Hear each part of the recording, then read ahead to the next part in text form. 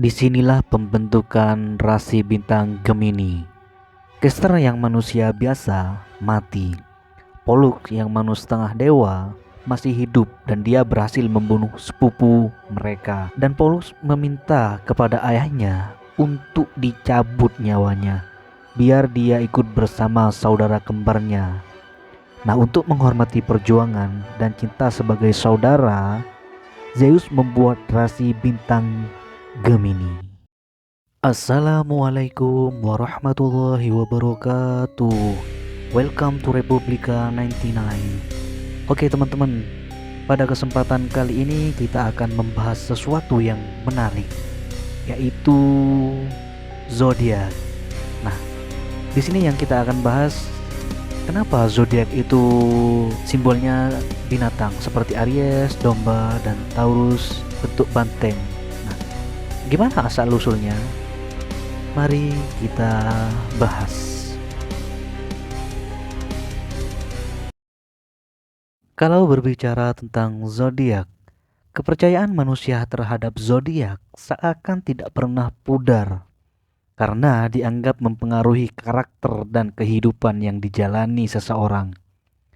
Zodiak diketahui memiliki nama dan urutannya masing-masing, dimulai dari Aries, Taurus, Gemini, Cancer, Leo, Virgo, Libra, Scorpio, Sagittarius, Capricorn, Aquarius, dan terakhir Pisces.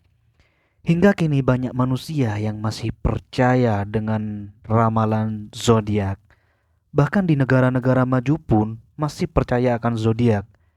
Namun, ada juga beberapa dari kita yang cukup menjadikan ramalan zodiak sebagai hiburan saja. Zodiak sendiri berasal dari mitologi Yunani, yaitu Zodiakos Kyklos, yang berarti lingkaran hewan. Lantas bagaimana sejarah zodiak itu muncul? Mengapa ramalan zodiak sering dijadikan rujukan mengenai sifat serta memprediksi kelemahan dan kelebihan tingkah laku hanya berdasarkan tanggal lahirnya? Zodiak dan mitos Yunani. Sejak zaman kuno, kepercayaan bahwa bintang dapat mempengaruhi cara kita hidup sudah tertanam horoskop yang mendominasi di barat. Terinspirasi dari penggabungan astrologi Babilonia, matematika Mesir, filsafat Yunani, dan pemikiran mitos. Kemudian horoskop zodiak pun muncul. Kata zodiak itu berarti lingkaran binatang. Makhluk-makhluk ini pun diwakili constellation atau rasi bintang yang ada di langit. Namun ternyata setiap zodiak ini memiliki latar belakang yang menarik yang berhubungan dengan mitologi Yunani. Oke, aku sebutin ke 12 rasi bintang. Yang pertama ada Aries. Aries merupakan rasi bintang zodiak urutan yang pertama. Simbolnya adalah kepala domba, dan nama Aries sendiri itu merupakan bahasa Latin yang memiliki arti domba. Dalam mitologi Yunani, rasi bintang ini berkaitan dengan domba emas yang bernama Chrysomalus. Jadi ada yang namanya Raja Bisaltes di Bisaltia. Nama tempatnya memang berdasarkan nama rajanya itu. Raja Bisaltes mempunyai putri yang sangat cantik yang bernama Theophany. Saking cantiknya, Theophany ini didatangi oleh banyak pelamar dari seluruh dunia. Seperti biasa ya, kalau ada wanita cantik di Yunani, pasti ada dewa yang tertarik.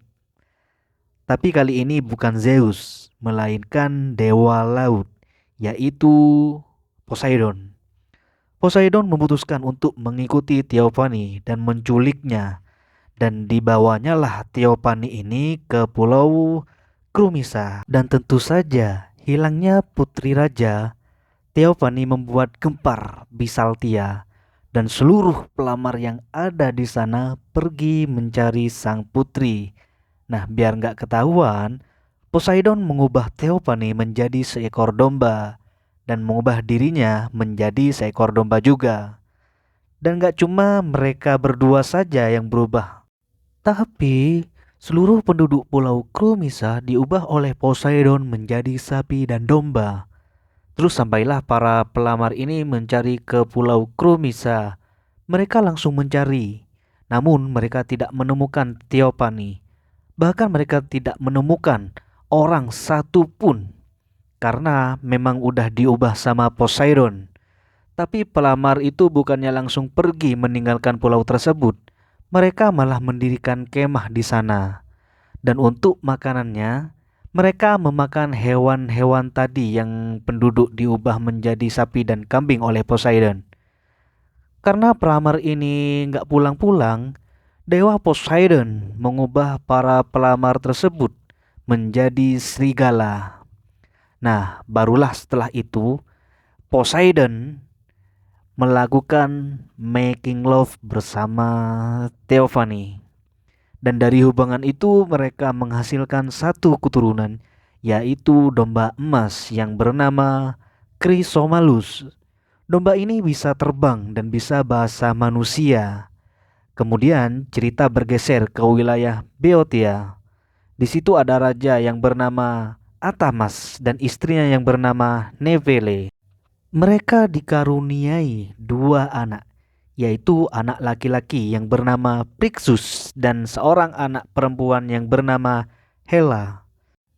Sang raja ini, Raja Atamas, bosan dengan istrinya Nepele dan dia pun menceraikannya dan menikah lagi dengan wanita yang bernama Ino. Nepele pun meninggalkan Boeotia dan dua anaknya tersebut diasuh oleh ayahnya. Nah, istri kedua sang raja ini yaitu Ino merasa cemburu dengan anak-anaknya Nepele atau anak tirinya itu. Dia pun memutuskan untuk membuat rencana untuk membunuh mereka. Pembunuhannya tidak dilakukan secara langsung, melainkan membayar seorang peramal untuk mengatakan sesuatu kepada sang raja kalau Rexus harus dikorbankan. Kalau enggak akan timbul bencana. Sang raja pun percaya akan ramalan bohong itu. Nepele yang masih peduli dengan anak-anaknya kembali ke istana dan menahan Raja Atamas untuk mengorbankan anaknya tersebut. Tapi berkat doa Nepele, Zeus mengirimkan domba Chrysomalus untuk menyelamatkan anak-anaknya tersebut, Plexus dan Hela. Ada juga yang mengatakan kalau Hercules yang mengirim domba itu. Tapi intinya dua anak itu diselamatkan oleh domba Chrysomalus. Dibawalah terbang kedua anak ini. Rencananya mereka akan terbang ke Kolkis, tempat yang jauh. Karena memang rencananya mereka ini dijauhkan dari orang tuanya, tapi dalam perjalanan yang panjang itu, Hela yang perempuan udah gak kuat lagi bertahan di atas punggung domba emas. Dia gak sekuat abangnya, Phrixus. Dan akhirnya Hela ini pun kehilangan tenaga dan cakramannya. Dan dia pun terjatuh dari punggung domba emas itu dan mati. Lokasi kematiannya berada di Selat Dardanella, yang mana tempat kematian Hela ini disebut sebagai Hellespont. Nah, setelah Phrixus sampai di Kolkis, domba emas itu bilang kepada Phrixus untuk mengorbankan dirinya sebagai penghormatan terhadap dewa Zeus. Tapi ada juga yang mengatakan bahwa pengorbanan itu untuk dewa laut Poseidon. Kemudian disembelilah domba emas ini. Nah, bulu emasnya dibawa sama Phrixus dan ketika dia menghadap ke Raja Kolkis yaitu Raja Etis, diberikanlah bulu domba ini kepadanya sebagai rasa terima kasih. Nah, kemudian sebagai penghormatan terhadap domba emas Chrysomalus yang udah membantu Phrixus, dibikinlah rasi bintang yaitu Aries. Nah, begitulah cerita di balik rasi bintang Aries. Oke, kita lanjut ke rasi bintang zodiak selanjutnya, yaitu Taurus. Taurus merupakan rasi bintang zodiak urutan kedua. Taurus merupakan bahasa Latin yang memiliki arti banteng. Dalam mitologi Yunani, terbentuknya Taurus ini berkaitan dengan kisah cintanya dewa Zeus dan Europe. yaitu ketika dewa Zeus berubah menjadi banteng jantan berwarna putih untuk mendekati seorang gadis yang bernama Europe. Ketika Europe sedang bermain bersama teman-temannya di tepi pantai, di situ Zeus melihat Europe dan langsung jatuh cinta kepadanya. Zeus pun berubah menjadi banteng putih yang cantik, kemudian mendekati Europe. Karena Europe terpesona oleh banteng itu, dia menghiasi banteng itu dengan bunga. Dan karena bulunya lembut, terus kelihatan jinak juga, Europe ini pun menunggangi banteng tersebut. Terus Zeus yang menyamar sebagai banteng itu langsung melompat ke laut dan berenang menjauhi rumahnya Europe. Dan sampailah mereka di Pulau Crete. Di Pulau Crete, Zeus dan Europe melakukan making love atau bercinta dan menghasilkan 3 anak, yaitu Minos, Radamantis, dan Sarpedon, yang mana Minos ini bakal jadi raja di pulau tersebut. Karena Zeus gak bisa selalu bersama Europe, dia pun meninggalkan Europe di sana. Tapi Zeus mengirim Talos sebagai pelindung pulau tersebut. Nah, begitulah terbentuknya Taurus ini. Ketika Zeus berubah menjadi banteng putih jantan berwarna putih untuk mendekati seorang gadis. Oke, kita lanjut ke rasi bintang yang selanjutnya, yaitu Gemini. Gemini merupakan rasi bintang zodiak urutan ketiga. Gemini merupakan bahasa Latin yang memiliki arti saudara kembar. Dalam mitologi Yunani, rasi bintang Gemini ini berkaitan dengan saudara kembar Pollux dan Castor. Kita akan bahas dari kelahirannya dulu. Jadi ada seorang raja Sparta yang bernama Tindarius yang memiliki istri yang bernama Leda. Jadi Leda ini adalah wanita yang sangat cantik. Dan seperti biasa, kalau ada wanita cantik di Yunani, itu akan menarik perhatian dewa. Dan kali ini yang tertarik adalah dewa Zeus.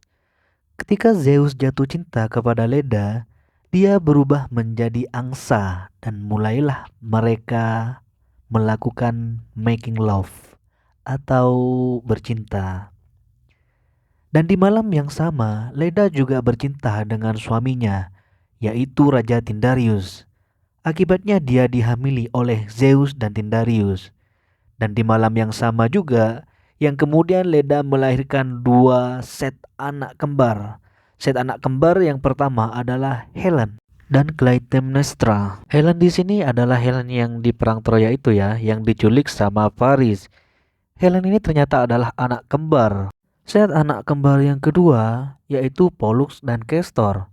Mereka adalah saudara kembar cowok. Nah, Pollux dan Castor ini terampil banget dalam pertempuran.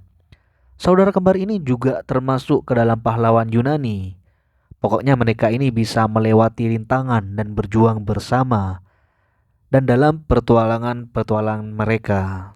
Nah, setelah petualangannya bersama Jason, Pollux dan Castor ini menikah dengan Hilaira dan Phoebe, yang mana kedua cewek ini adalah tunangannya sepupu mereka. Pollux dan Castor ini malah mengambil tunangan sepupu mereka dan terjadi serangkaian pertengkaran. Jadi Pollux dan Castor ini kehilangan ternak mereka dan mereka curiga kalau pencurinya adalah sepupu mereka itu. Mereka nggak ngomong apa-apa ke sepupu mereka.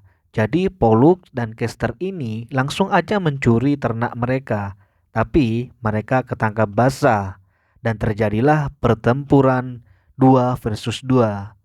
Nah, di sini Castor mati. Ternyata baru ketahuanlah di antara mereka yang merupakan anaknya Zeus adalah si Pollux. Sedangkan si Castor adalah anak dari Tindarius. Castor yang manusia biasa mati. Pollux yang manusia setengah dewa masih hidup dan dia berhasil membunuh sepupu mereka itu. Dan ya, Pollux meminta kepada ayahnya untuk dicabut nyawanya biar dia ikut bersama saudara kembarnya. Nah, untuk menghormati perjuangan dan cinta sebagai saudara, Zeus membuat rasi bintang Gemini. Nah, itulah tadi kisah di balik Gemini. Oke, kita lanjut ke rasi bintang yang selanjutnya, yaitu Cancer. Cancer merupakan rasi bintang zodiak urutan keempat. Cancer merupakan bahasa Latin yang artinya adalah kepiting. Dalam mitologi Yunani, rasi bintang Cancer ini berkaitan dengan 12 tugas Hercules. Di tugas yang kedua, yaitu saat Hercules melawan Lernian Hydra. Jadi saat Hercules bertarung dengan Hydra, Dewi Hera yang membenci Hercules itu mengirim kepiting untuk membantu Hydra dalam melawan Hercules. Bantuan itu dengan mencapit-capit kakinya. Jadi Hercules itu agak terganggu. Hercules langsung cepat mengalihkan perhatiannya ke kepiting. Dan dengan cepat, kepiting itu kalah dan ujung-ujungnya Hydra pun kalah juga. Nah, untuk menghormati kepatuhan dan keberanian sang kepiting, Dewi Hera membuat rasi bintang Cancer. Nah, begitulah terbentuknya zodiak Cancer. Oke, kita lanjut ke rasi bintang selanjutnya, yaitu Leo. Leo merupakan rasi bintang zodiak urutan kelima. Leo merupakan bahasa Latin yang memiliki arti singa. Dalam mitologi Yunani, rasi bintang ini juga berkaitan dengan 12 tugas Hercules di tugas pertama. Pada tugas pertama Hercules dikirim untuk membunuh singa Nemean, singa yang kuat, buas, dan gak kenal takut. Nah, ketika Hercules mencoba untuk membunuh singa tersebut dengan anak panahnya terpental. Jadi kulitnya ini keras. Mau gak mau Hercules bergulat dengan singa Nemean. Dan Hercules berhasil mencekik singa tersebut dengan sangat kuat. Singa Nemean pun mati. Hercules kemudian menguliti singa Nemean dengan cakar singa tersebut dan membuat armor dari kulit singa tersebut. Rasi bintang Leo dikaitkan dan dibuat untuk menghormati pertempuran Hercules. Nah, disinilah dibentuknya rasi bintang zodiak Leo karena mungkin untuk menghormati pertempuran yang epik mungkin. Jadi sampai dibikin rasi bintang itu. Oke, kita lanjut ke rasi bintang yang berikutnya, yaitu Virgo. Virgo merupakan rasi bintang zodiak urutan keenam. Virgo merupakan bahasa Latin yang memiliki arti perawan. Virgo, virgin. Dalam mitologi Yunani, rasi bintang ini berkaitan dengan Dewi Astrea yang merupakan dewi kemurnian, kepolosan, dan kesucian. Nah, Dewi Astrea adalah anaknya Dewa Zeus dan Titan Themis, Titan keadilan. Tapi ada versi lain yang mengatakan kalau Dewi Astrea adalah anak dari Titan generasi kedua, yaitu Astreus, dan Dewi Fajar Eos. Dewi Astrea hidup di antara manusia pada masa keemasan manusia. Maksudnya, masa keemasan itu adalah masa di mana manusia ini tidak berbuat jahat sama sekali. Tidak ada yang namanya kejahatan di bumi itu. Bumi itu masih polos, masih suci, dan tidak ternoda oleh kejahatan apapun. Nah, cuman masa keemasan itu hilang. Manusia ini udah mulai berbuat kejahatan di bumi ini. Ada kaitannya dengan cerita Pandora yang membuka kotak Pandora itu, yang mana dia melepaskan segala macam kejahatan dan juga melepaskan satu harapan. Nah, Dewi Astrea dikenal sebagai Dewi terakhir yang naik meninggalkan bumi karena bumi kan udah nggak suci lagi. Jadi Dewi Astrea wajar gitu pergi dari situ. Astrea kemudian diberi tempat sebagai rasi bintang sebagai bentuk peringatan kepada manusia atas hilangnya kesucian, kepolosan, dan kemurnian bumi. Sebagai pengingat kegagalan manusia mempertaruhkan masa keemasannya. Dan nanti kalau manusia telah berhasil kembali ke masa keemasannya, nanti udah nggak ada kejahatan di bumi, Dewi Astrea bakal turun lagi ke bumi. Jadi begitulah cerita rasi bintang Virgo. Terus kenapa memakai nama Virgo yang memiliki arti perawan itu? Karena Dewi Astrea ini perawan. Dia nggak punya suami. Dan kata perawan pun mungkin cocok dengan kesucian. Mungkin ya. Oke, kita lanjut ke rasi bintang zodiak selanjutnya, yaitu Libra. Libra adalah rasi bintang zodiak urutan ketujuh. Libra merupakan bahasa Latin yang memiliki arti timbangan. Simbolnya juga timbangan. Tapi timbangan yang dimaksud adalah timbangan keadilan. Yang seperti di gambar ini. Timbangan ini adalah zaman dulu. Simbol timbangan pada zodiak ini didasari oleh Scales of Justice yang dipegang oleh Themis. Penjelmaan hukum dari Yunani, dia menjadi inspirasi modern wanita hukum. Planet yang menaungi Libra adalah Venus. Libra adalah zodiak satu-satunya yang digambarkan dengan objek yang tidak hidup berupa timbangan. Zodiak lainnya digambarkan dengan hewan atau makhluk mitologi. Dalam mitologi Yunani, rasi bintang ini berkaitan dengan Titan Themis, ibunya Dewi Astrea. Titan Themis ini merupakan Titan keadilan, yang mana Themis ini memang memegang timbangan keadilan tersebut, dan biasanya matanya ditutup. Nah, katanya Titan Themis ini akan ikut turun bersama Virgo, bersama Dewi Astrea ya. Jadi ketika masa keemasan kembali, Libra dan Virgo akan turun bersama. Oke, kita lanjut ke rasi bintang selanjutnya, yaitu Scorpio. Scorpio adalah rasi bintang urutan ke-8. Scorpio dari bahasa Latin artinya kalajengking. Dalam mitologi Yunani, rasi bintang ini berkaitan dengan raksasa Orion. Orion ini adalah anak dari dewa laut Poseidon dan Euryale. Orion merupakan rekan berburunya Dewi Artemis. Jadi Orion ini pemburu juga. Nah, pernah suatu saat Orion ini membual kalau dia bisa membunuh semua binatang yang ada di bumi ini. Karena memang Orion jago berburu, terus Gaia mendengar bualan tersebut, Gaia pun marah lalu mengirim kalajengking raksasa untuk membunuh Orion. Mereka berdua bertarung dan mereka berdua sama-sama mati. Kemudian Dewi Artemis meminta kepada Zeus ayahnya untuk menjadikan Orion rasi bintang, dan jadilah rasi bintang Orion. Tapi Orion tidak termasuk ke dalam zodiak, dan buat yang kalajengking, Gayalah yang mengangkatnya menjadi rasi bintang. Karena kalajengking ini sudah berhasil membunuh Orion, walaupun dia juga ikut mati. Jadilah rasi bintang Scorpio. Oke, kita lanjut ke rasi bintang selanjutnya, yaitu Sagittarius. Sagittarius merupakan rasi bintang zodiak urutan ke-9. Sagittarius berasal dari bahasa Latin yang artinya adalah pemanah. Untuk simbolnya, dia mengambil bentuk centaur yang sedang memanah, manusia setengah kuda yang sedang memanah.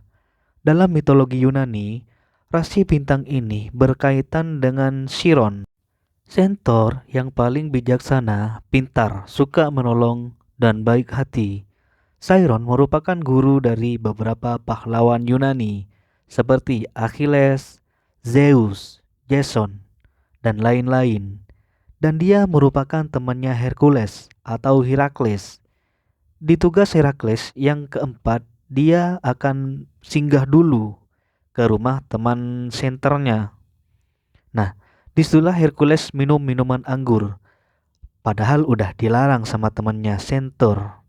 Yang lain pun mencium bau minuman anggur tersebut, dan mereka datang ke rumah temannya Hercules ini. Nah, disitulah mereka marah. Kok diminum minuman anggurnya? Hercules pun ngelawan lah. Terjadi pertengkaran antara beberapa Centaur dengan Hercules. Dan Hercules terpaksa mengeluarkan anak panah yang sudah dilumuri racun Hydra. Dan anak panah yang gak sengaja kena ke badannya Chiron. Karena Chiron ini adalah Centaur abadi, Dia memang gak mati karena racunnya cuman akan merasakan sakit dari racunnya selama-lamanya. Chiron pun minta tolong kepada Hercules untuk mencabut nyawanya. Tapi Hercules kan gak bisa. Disitulah Hercules ide dia tahu kalau ada Titan Prometheus yang sedang diikat di batu. Hercules pergi ke sana dan memanah elang yang memakan hati Prometheus dan dibebaskanlah oleh Prometheus ini. Zeus mengetahui hal tersebut dan dia marah, kok malah anaknya pula lah yang membebaskan Titan Prometheus yang sedang mengkhianati ayahnya. Ketika Zeus ingin menghukum Hercules, hukuman yang seharusnya menuju ke Hercules dilemparkan ke Chiron. Zeus pun mengambil keabadiannya dan Chiron mati. Zeus pun menghormati Chiron yang baik hati dan penolong itu dengan membuatkan rasi bintang Sagittarius. Dan jadilah rasi bintang Sagittarius ini. Oke, kita lanjut ke rasi bintang yang selanjutnya, yaitu Capricorn. Capricorn merupakan rasi bintang zodiak urutan ke-10.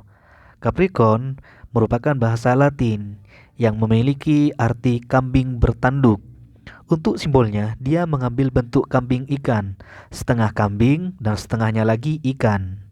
Dan ada dua versi keterkaitan rasi bintang ini dengan mitologi Yunani, yaitu cerita Dewa Pan dan cerita nimfa kambing yang bernama Amalthea.